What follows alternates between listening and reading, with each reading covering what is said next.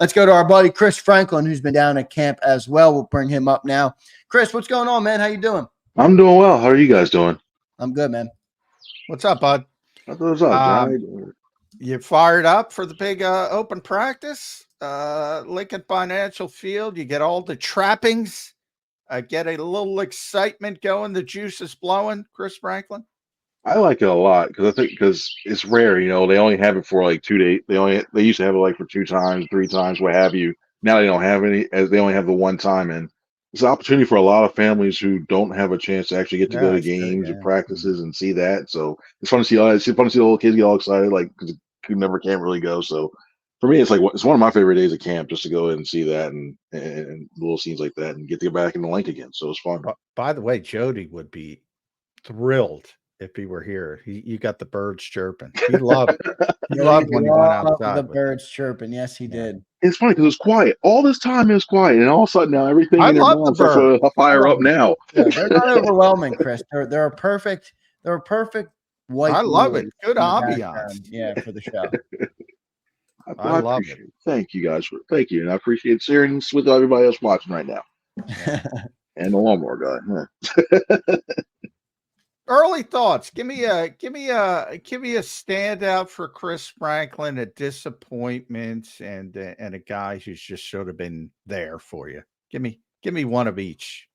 Well, I think the standout guy that I think very much one has been for me, Jalen Hurts. I mean, it's a surprise. I know Jalen Hurts shouldn't be a surprise at all at this point in his career, but the fact that what we saw from him during OTAs and training camp and that version of him, to the fact where we see all of a sudden the guy who looks like 2022 Jalen Hurts, the guy who's able the pinpoint precision, the guy who's getting the ball out of his hands quickly, about guys being decisive. I look at that and saying, you know what, he's the one that I really like, and disappointment wise, I want to see more out of Bryce Huff. I know it's early on, but I'm looking for that pop where you see him where he's making an impact. When even though it was 707 and nobody was allowed to sack him or anything, I look at that as like, you know what, why I want to see the guy that they're supposed to be a placer outside Reddick, because you're going to need him a lot to get a lot of that pressure from the other side, especially if you want to have everybody do it well. So I think those are the reasons you can do that. Yeah. Anybody just kind of there for you? He's just kind of skating along. Maybe not, just kind of mediocre. I think probably the one, the way I'm just looking right now is it's tough. I mean, I could put Huff in that position right now. Secondary wise, not really. I want to see more out of Dallas Goedert. I want to see more attacks with him. I mean, that's not it's just there. I think this is a product of the offense where they're attacking more, using the wide receivers and the running backs. He's not being targeted as much. So I think I want to see them. I think I put that more on Kellen Moore a little bit and Hurts a little bit. I just want to see more out of him because I think he could be a really decent piece. Because I look at Dalton Schultz in 2021 and 2019, and 2021 and 2022, the way they used him in that offense, he was a big piece. So I want to see them use him a little bit more in that to occupy the middle of the field. Yeah, we'll see how that goes. Chris, I want to go to Eagles' first-round draft pick of this year, Quinyon Mitchell. He's gotten a lot of talk in camp, going up against A.J. Brown, moving all over the defensive backfield, lining up at the slot a lot. What have you seen from Quinyon? It seems like it's been very promising, but what have you seen from your perspective? Well, I like the fact that we were told when we first talked to Vic, yeah, he's going to be on the outside. We'll start about the outside. We'll probably make him exclusively there. And all of a sudden now you see him on the inside. You saw him a couple of times toward middle community camp. He's doing the inside. And now all of a sudden he's done very well in there. And that's one of the toughest areas to play with. Because when you look at these, I think safety's the toughest in this scheme.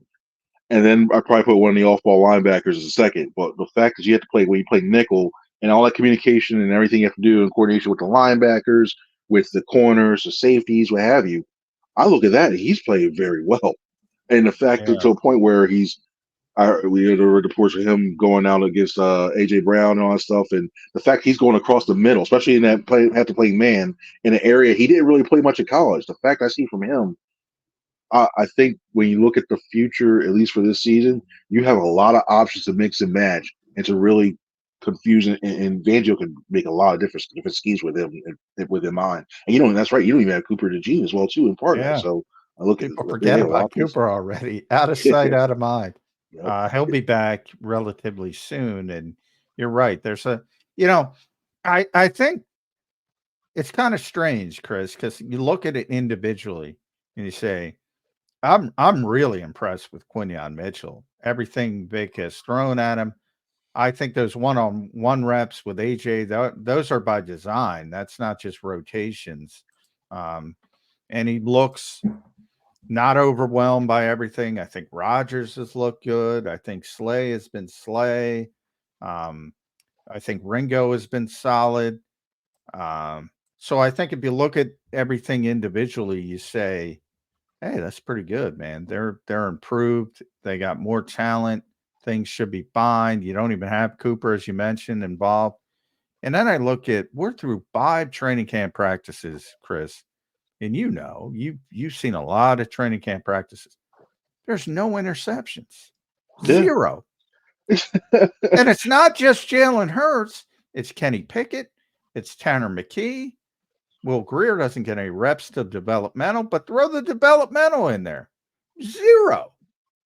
It goes to the point. I think it's the emphasis of what Kellen Moore has in this offense. The number, and he's been saying, oh, it's 2.3. Well, it's not necessarily that number, but yeah, it goes to that. The quicker you get the ball out, the more you're in tune with the scheme and know where you want to go with it, and you target the right targets. It leads to that high percentage passes that you don't put the ball in the wrist that much, and you go from there. You continue to move the ball down the field. And I think when you look at the way to do it, it's almost watching this offense play is almost very reminiscent of those old school, the old school West Coast offenses, but they get a little bit. It's the East Coast offense that Doug used to use. So it's pretty reminiscent of that. And you just throw in some of those weird motions and looks that we saw from McVay and Shanahan that everybody wanted, like, oh yeah, these late motions, stuff like that. So I look at that, I'm like, you know what?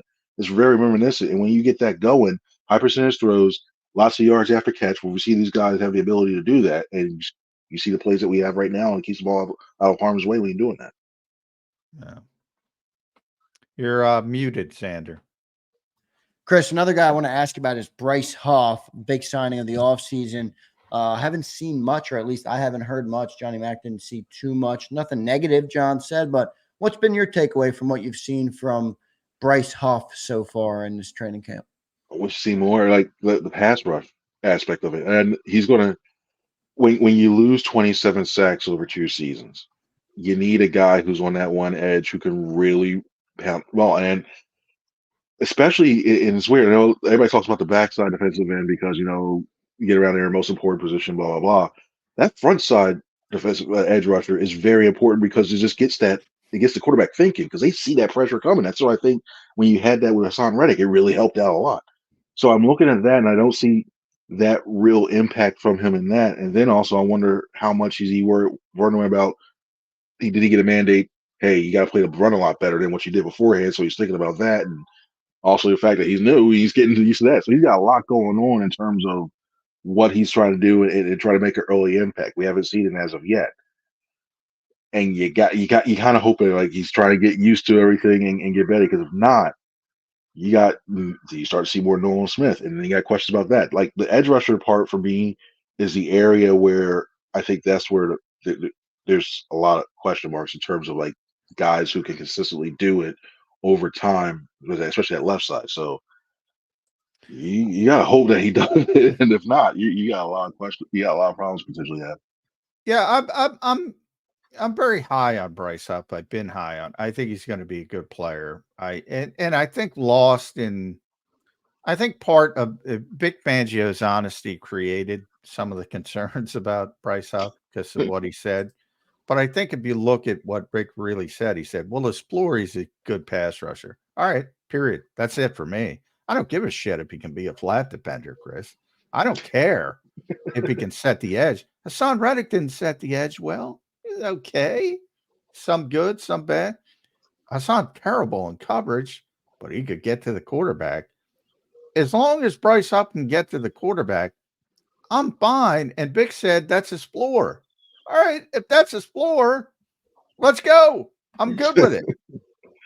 And the thing is, like, I think with Hassan, I think people were okay with it because he was getting so many sacks with in terms of like setting the edge, and that part of his game is like, all right, you got one better pass. All right, roll over the.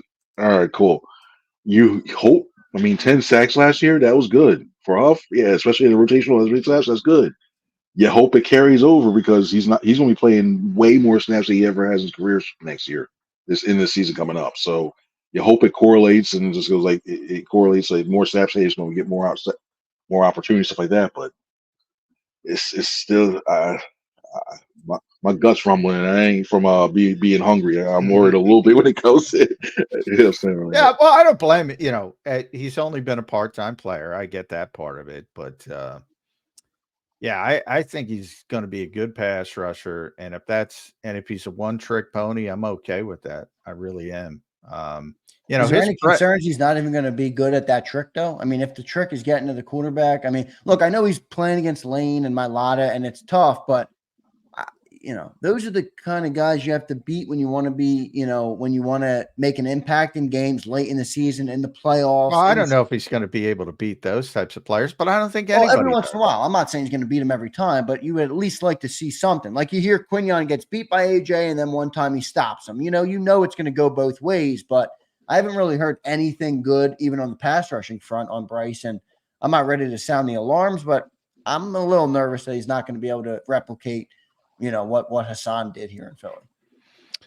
Well, I don't know if he's going to. Hassan was really good. Yeah, 18, 19. And you know, that was one of the greatest defensive seasons in Eagles history, what Hassan did in 2022. So, what was he, 4th in Defensive Player of the Year voting, Chris? Something like that. Yeah, he was outside the podium. I was like, huh? Like, I'm still shocked that he didn't get it. He at least get a 3. He was still way up. He had a phenomenal year. And I don't know if he's going to be that, but can he be a Hassan Reddick last year? Yeah, I think easily. And he's younger, cheaper. At least we assume. We'll see what happens with Hassan and his contract, but he wasn't going to play for his final year here, so it's kind of doesn't matter. So and potentially a longer shelf life. I think ultimately they're going to be fine. I'm more concerned about Nolan Smith because he's got to ramp up because you need that rotation, Chris, and he's got to be a big part of it. He's done everything he can do. He's gotten bigger. He's up to 245, he said. He's working out.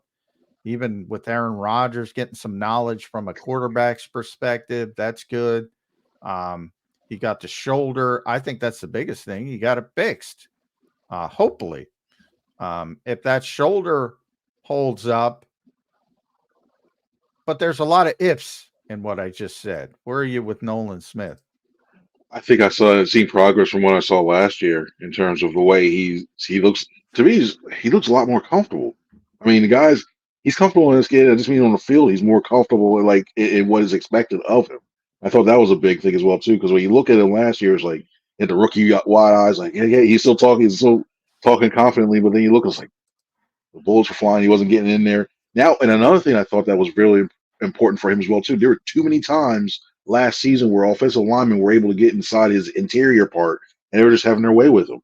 And I think he's finally, and I asked him about like, what are you doing about like training with your hands? Because I was curious about that. And you see that he's worked with that. There's some Muay Thai, there's some Jiu-Jitsu on that to try to help combat some of those moves that the offensive lineman does to try to get inside of them. And so if he's able to continually utilize that and use it to his advantage, and not let those tackles get inside of him, yeah, I think he can still get you some sacks from there. A good season for him, 5 or 6. I probably expected like 5 or 6 out of them.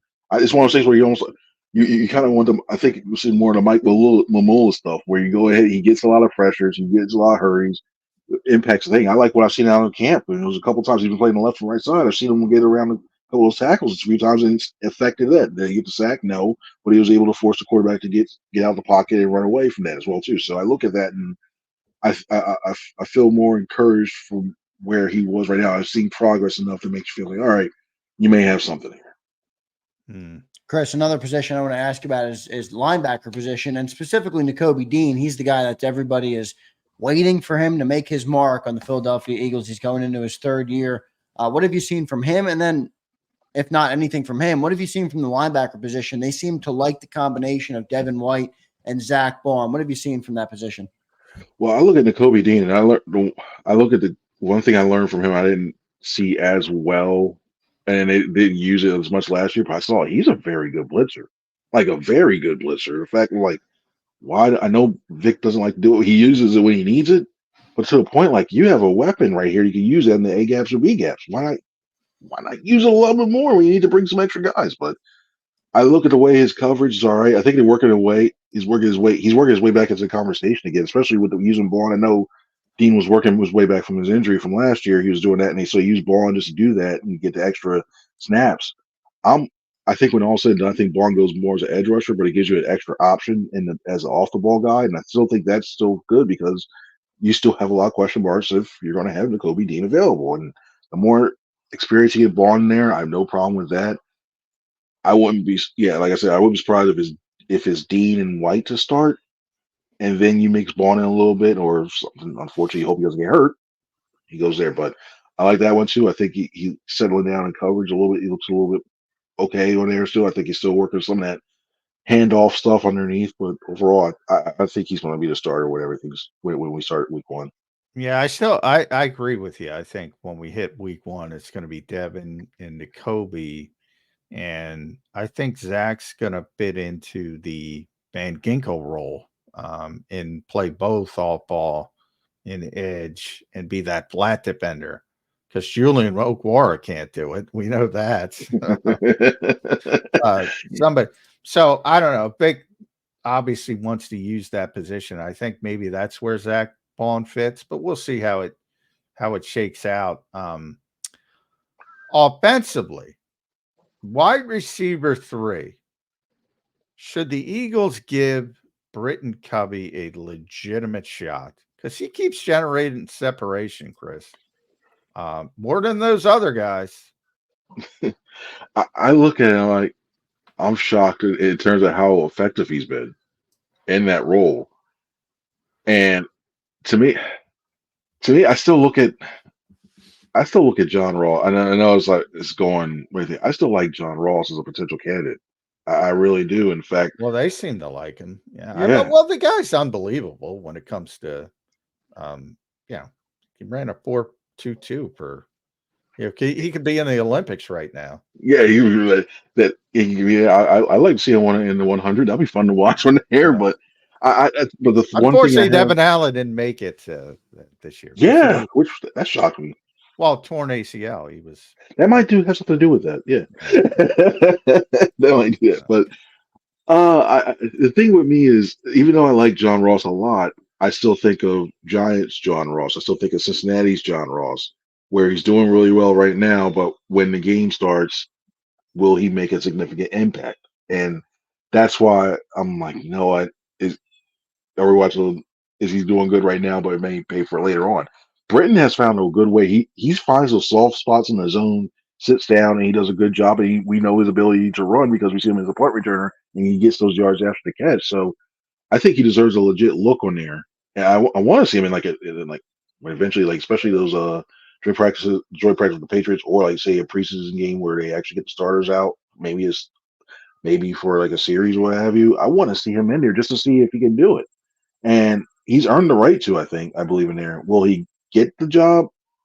I don't think. I think it's they're going to rely on like Harris Campbell mostly as that third guy because playing the outside and also the slot. So I went out of the box. That's boring. Like Paris Campbell. And listen to Brit. You know how smart and football IQ Britton has, and his attention to detail. The guy's got notebooks of special teams coverages, and he's and when you heard him speak the other day, Chris, it was like he also understands the role. It's like we're not going to get a lot of traffic as the third receiver on this team. We're not going to be ball centric, he said. And you just got to make an impact when you get the opportunity to make it. I think the other guys are all like, I want the football, which is natural for a receiver. I mean, I get it, but it's really hard. It's like I always compare it to the utility guy in baseball who only gets to play once a week. Like that's a trait. Other guys need to play every day, or they're like, they can't get a feel for it, whereas the utility guy embraces his role. He's like, all right, I'm going to play one, and he's locked in. I think that's a thing. Am I crazy? You got Britton Covey as Mundo Sosa. All right, I like that. Like, that's nice. I look, it's. I don't think it's crazy. I think there's ways you can get him the ball. I mean, especially you know how much Kellen likes to use bunch. Maybe you put him in the slot and run him a whip route on the outside. You get him some open that way. Maybe he can be effective in that area. Also, you just wonder. Also, can you get lost? Like, will he get lost? Unless, I know if you roll the pocket, you probably see him more. Will he get lost in the middle? He'll definitely get lost. You're looking around like, okay, yeah. Especially if you try to go to the left side, you try and look over, especially behind. If Mekhi Becton's your right guard, he's getting lost. Imagine that you try to shift around, you try to change to like you try to find a throwing lane. You got Becton. Oh, great, here we go. And you got Lane Justin. Okay, I'll try to look around that. And just try to needle pointing right through to Britton Covey. Oh, great, this is gonna be fun. So yeah, I think there's little ways you can utilize them there. I just don't know if they're going to do that steadily at the start of the season though during camp. Other big guy they signed this offseason, and we've talked about him a lot on this show, Chris Franklin, is Saquon Barkley. What have you seen from Saquon in camp so far, and what's your expectation for his role in this offense with all these playmakers all over the field? Well, I think the biggest thing that I've seen so far is his ability to be one of those leaders in a way that we all know Saquon. We all know Saquon's background, his ability, his way of making impact plays. We all seen that. It's the way that when you talk to the other players, the way that you see him on the sideline of really impacting, helping those young guys out, like guys like Will Shipley out. You look at the guys you look at the way he's basically being another voice to basically get this team back around. That's the thing that stood out to me so far to this early point. And I think this team needs it. It's good to have a new voice in that locker room, a new voice to start doing that because you need another voice in that captaincy as well too. You need a leader on his team. So I like that one too. And look at his role. I wouldn't be surprised if he gets like 20, 22 touches a game, and you throw in Kenneth Gainwell for a few, and maybe you throw Shipley in a little bit more snaps than you did with Boston Scott, but you can put him in there a little bit more. I think he'll be an effective 3 in this offense. So I think we'll see a good year, a bounce back year in terms of numbers wise from Saquon, what we saw with the Giants, with the Eagles, and boy, I mean, I was talking about this beforehand with you guys. We're talking about gravity, guys who would draw eyes and players toward them on this field. Now you got arguably 3 on this offense.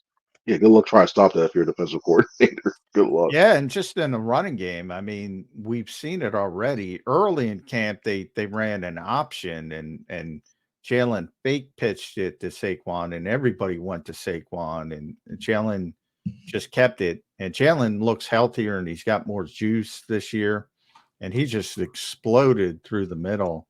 And, you can see it the other way, where Jalen's such an impact as the +1, and all of a sudden Saquon's got some openings. So I think that's what Howie's thinking. But now I want to throw this out to you because I'm known as a Saquon hater. I do think he's a very good player. I think he's overrated. I'm very honest about that. Yet, Chris Franklin, we've asked a bunch of people, and I'm going to ask you, no one expects more out of Saquon Barkley than me to date. I think he's going to have 1,300 rushing yards if he's healthy, which is a big if, and 300 to 400 more passing yards. So a total of 1,700-ish. Where are you with Saquon Barkley? I probably shouldn't have given you my number, but yeah, I had more like 1,150 rushing. That's it. There we go again. And I had more receiving, 500, and that changed you're after right seeing in the same range. Yeah, like total range. That's like the distribution is different because the reason I think so is seeing the way they've thrown the ball to the back so far, and that check down, the ability like the more Hurts is checking down. I think that's one thing. Like, not to get into fancy talk, if you have a PPR, I like him a lot, and I like it. Like okay, 1, 2, nothing's down there, out it goes. So I think I look at that. I think he'll have that one. I think he'll be amongst the discussion of being a top 3 running back again this year.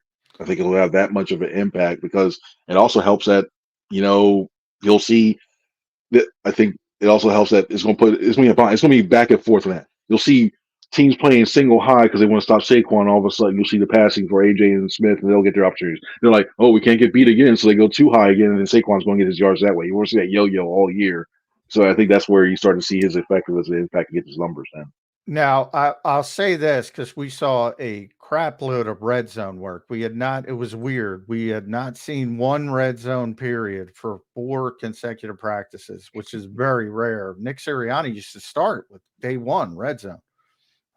Kellen Moore switched it up, and we got all of it on Tuesday. It was basically almost all of the practice was in the red zone, the team stuff. And there was a lot of Kenny Gainwell. Is that just – I mean, Nick loves him. He's got the Kenny Gainwell football camp. He broke out the T-shirt again. He was really effective as a pass catcher. Boy, that's going to upset some people if they use Kenny Gainwell in the red zone. I think well, also, we know what's going to happen. If they get to the 1, we know who's going to get the ball. So I know if you're looking for touchdowns, they ain't happening that. I look at Kenny Gainwell, I think last year it was really rough because some of the stuff they were using that one too, and once it got predictable with it, and it started that one too. He's shown flat. The thing is with him is consistency because he's shown flash I think in 2022 Gainwell, and I look at the guy who was flashing big time during those playoff games, especially late in the season. I see that, and I think when you look at the way that he can be using this, he's not getting. Trust me, I'm saying is that he's not getting 800, 900 yards. So no, but I think he's a guy who can be really effective, and I think he's surprisingly effective between the tackles more than he is like an outside guy who just trying to do sweeps and everything else or screens or that way, like quick jet screens all that way. I think he's pretty effective between the tackles. He's not going to push the pile, but he's a guy who can find a way, slither through a hole, and get there and north south, and you're good. So I see that effectiveness in him when he's running his own thing. So to the point where I think we'll see more 2022 Gainwell as opposed to the guy who was they try to throw a swing pass out to him. There's nothing really there. When they already did throw it, and he gets stopped that way too, or they try to run an outside zone stretch play, and you're looking like, okay, he's running, gain of 2 yards.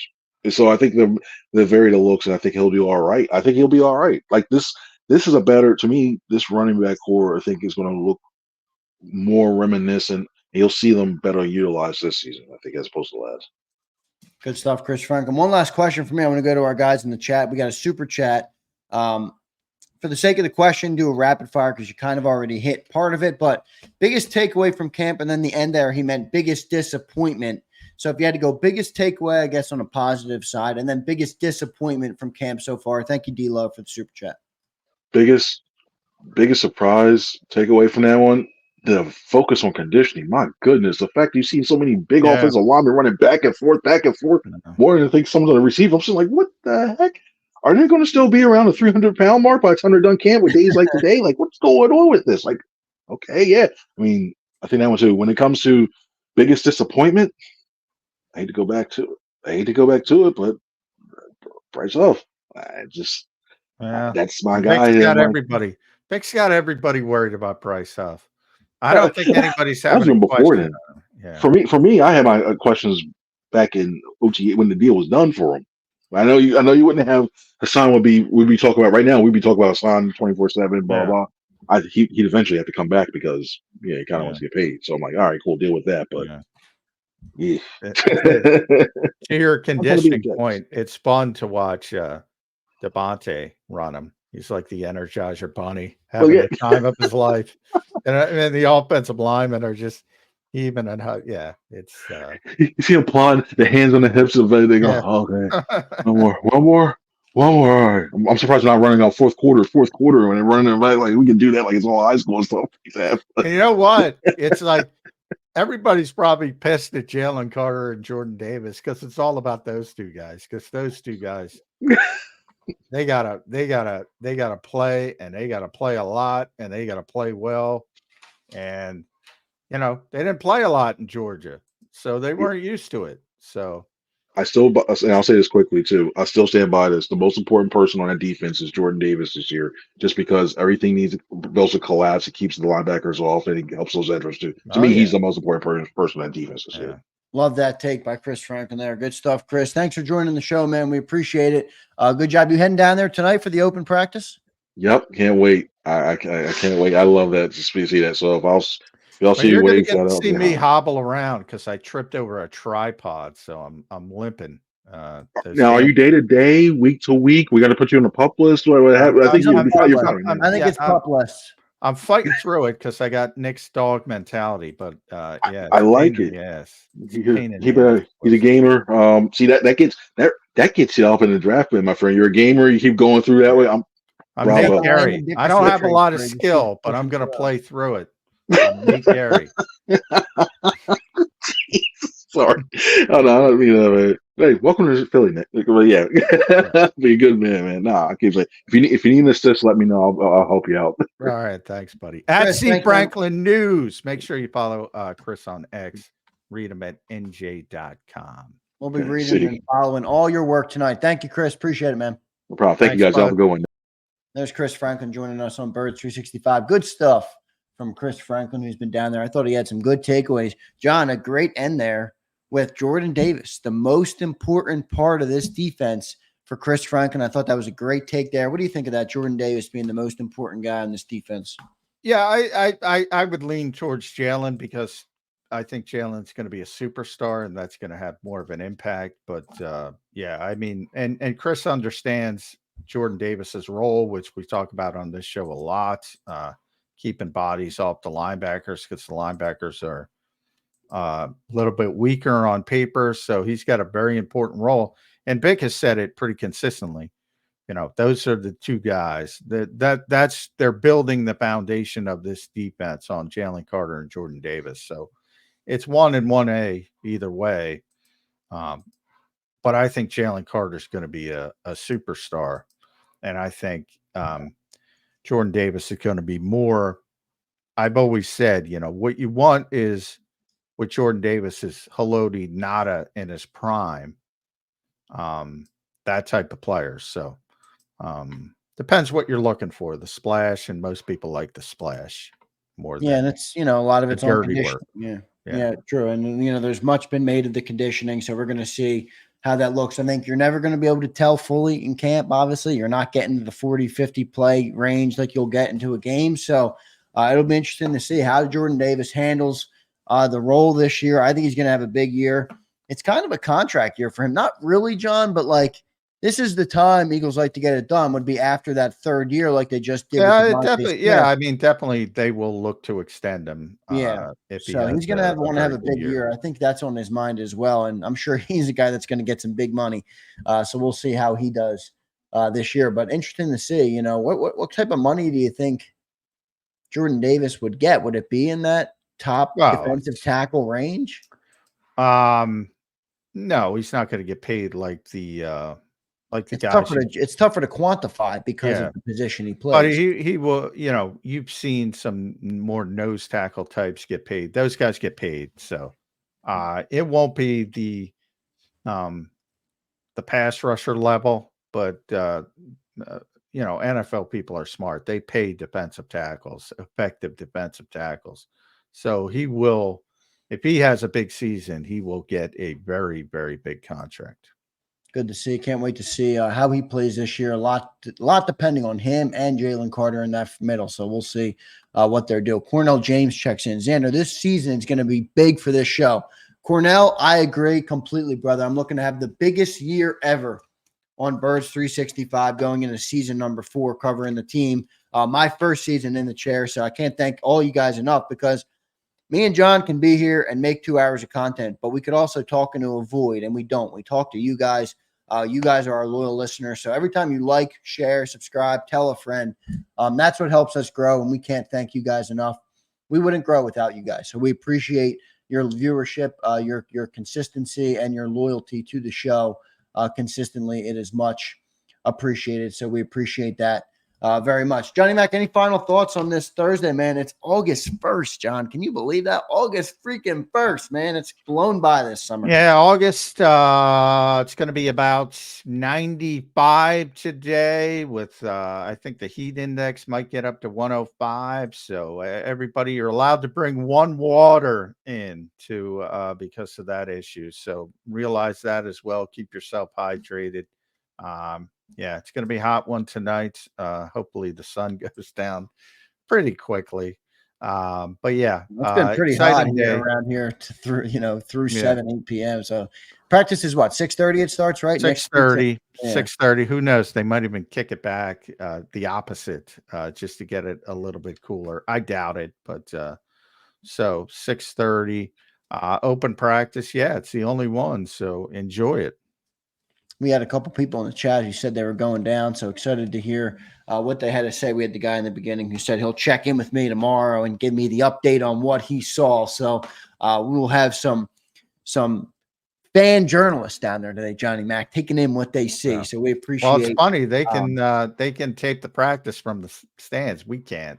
So it's one of those things that drives me insane. Because the NFL is insane with this stuff. Oh, you can't tape that. It's not just the Eagles. I'm not picking on the Eagles. Yeah, no, it's not. Teams all over the league, and it's like, come on, guys. It's not, it's not CIA level stuff. But they think it is. So, and Hall of Fame game tonight. People are down there. Yeah. And I know Michael Clay said earlier, and I know we got to go, but he said, especially the special teams guys, nobody's playing. Texans aren't playing anybody. Bears aren't playing anybody. CJ Stroud, you're not going to see him. Certainly. Real quick, does that bother you at all? Like I get it, but Caleb Williams, he's never played a down in the NFL. You're not going to give him a series. Nope, nope, not even close. I disagree with that. I think it would be beneficial to the guy to get him out there, but I guess not. Oh, it'll probably it would. I don't deny that, but it's just they're not going to do it. You're from a reporter standpoint. You're saying they're not going to do it. Yeah, yeah, exactly. The kickoffs. Everybody's going to be interested to see how they handle the kickoffs. So that to me is going to be the most interesting part. I'm going to be at the practice, but probably not going to see it, but run it back and see how teams start to handle the kickoffs, because that's going to be an interesting story this season. Yep, absolutely. Well, good show today, Johnny Mac. Another day in the books. We'll come back our normal time slot tomorrow, 8 to 10 a.m. again. For those of you in here, got a good crowd right now. We appreciate all you guys. Make sure you drop a like on your way out. Programming note for next week. I know I'm getting a little ahead of myself. I don't want to go there yet, but next week, the Eagles have practice Sunday, Monday, Tuesday, and Wednesday. So Johnny Mac will be down at NovaCare Complex for 4 straight days. That means Monday, Tuesday, and Wednesday, we will have a nighttime edition of Birds 365. We will not have our morning show. I will be live on the channel. It won't be Birds 365, but it will be football 24/7. I try and get Johnny Mac in for 15 minutes in the car to give me his preview on the day. So we will do that, but just a programming note for next week, everybody. Remember, Birds 365 early week next week will be in the back half of the day. So thank you all for your viewership today. You guys have been great, as always. Johnny Mac, great insight today, as always. We appreciate you, sir. We'll catch you tomorrow, right, man? All right. Thanks, everybody. Enjoy the practice. Thanks, everybody. Enjoy the night, as Johnny Mac said. Can't wait to hear what you all have to say. Definitely leave a comment on the JAKIB channel tonight. If you're there, I will be reading all of them. So thank you guys for the viewership and for everything. We'll catch you tomorrow on Birds 365.